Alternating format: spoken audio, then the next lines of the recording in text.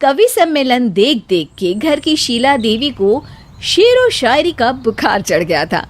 अब वो सीधे मुंह किसी को जवाब ही नहीं देती थी। उनके पति और उनका बेटा तो काम करने घर से बाहर चले जाते थे और उनकी शायरी झेलनी पड़ती थी बहू रेणु को।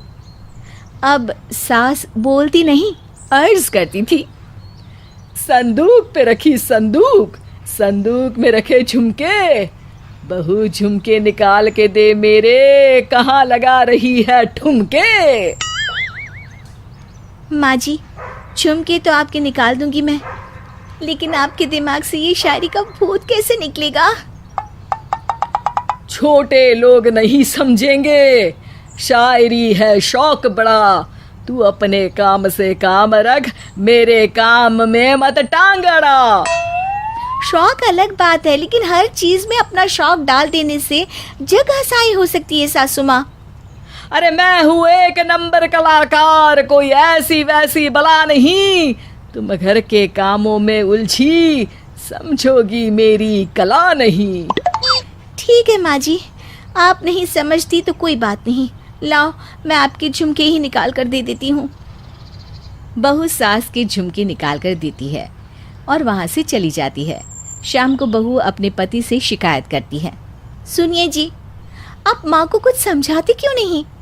अरे क्या समझाना है माँ को? अरे अपनी शायरी थोड़ी कम करे ना।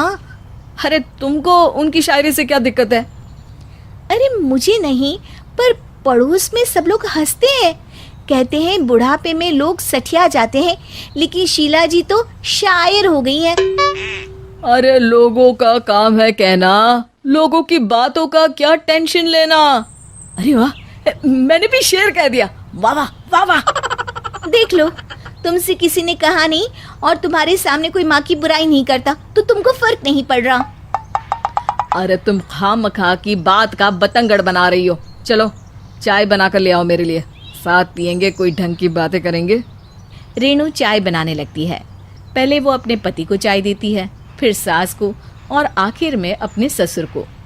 लेकिन वो देखती है कि ससुर जी कुछ परेशान से हैं। क्या हुआ ससुर जी, कोई बात हो गई है क्या? अरे तेरी सास बात बात पे शायरी करती है। कल मैंने पूछा कि खाना खाया तो तेरी सास ने क्या जवाब दिया पता है? अरे गलती की और आरोपी ने कोड़े खा लिए फटाफट, खाना तो नहीं पर पकोड़े खा लिए झटाझट। अब बता क्या जवाब दूं इस बात का? वो तो सभी से शायरी में ही बात कर रही हैं, मुझे भी समझ में नहीं आता कि क्या करूं मैं। बेटा उसको उसी की भाषा में जवाब देना पड़ेगा, मैं तो आम बातचीत में भी उसके सामने कुछ नहीं बोल पाता, शायरी में क्या बोलूंगा भला। ससुर ने जैसे ही कहा कि उसको उसी की भाषा में जवाब देना पड़ेगा, बहू को ये बात जच गई।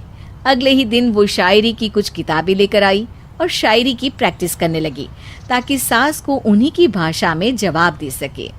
उसने दिन रात एक कर दिए। एक दिन सब साथ में बैठकर टीवी देख रहे थे, तभी रेणु सबके लिए बिरयानी बनाकर लाती है, लेकिन सास को बिरयानी भाती नहीं। कौवा करता काऊ काऊ, चिड़िया बोलती ची ची, इतना खराब बिरयानी बनाई है कि मुंह से निकले छी छी। बस इसी मौके का तो बहू को इंतजार था, क्योंकि अब बहू सास को उसी की भाषा में जवाब देने के लिए तैयार थी।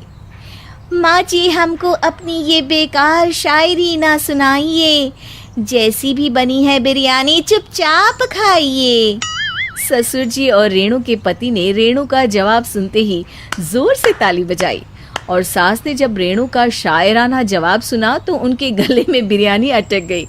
बहू ने एक और शायरी का तीर छोड़ा।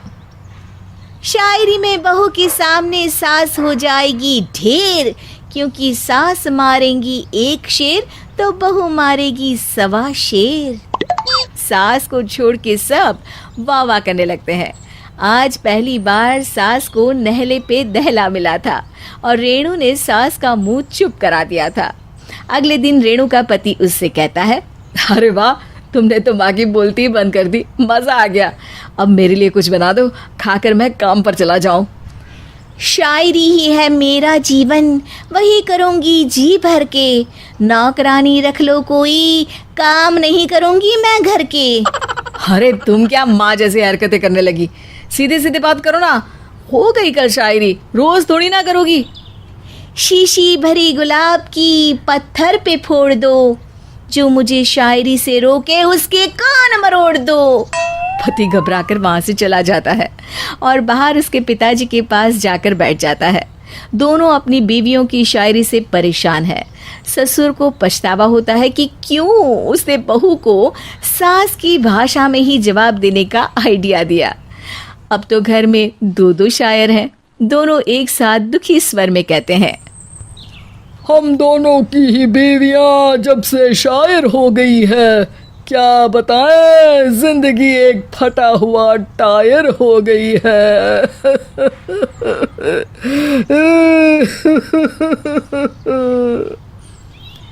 हम दोनों की ही बीवियां जब से शायर हो गई है, क्या बताएं, जिंदगी एक फटा हुआ टायर हो गई है।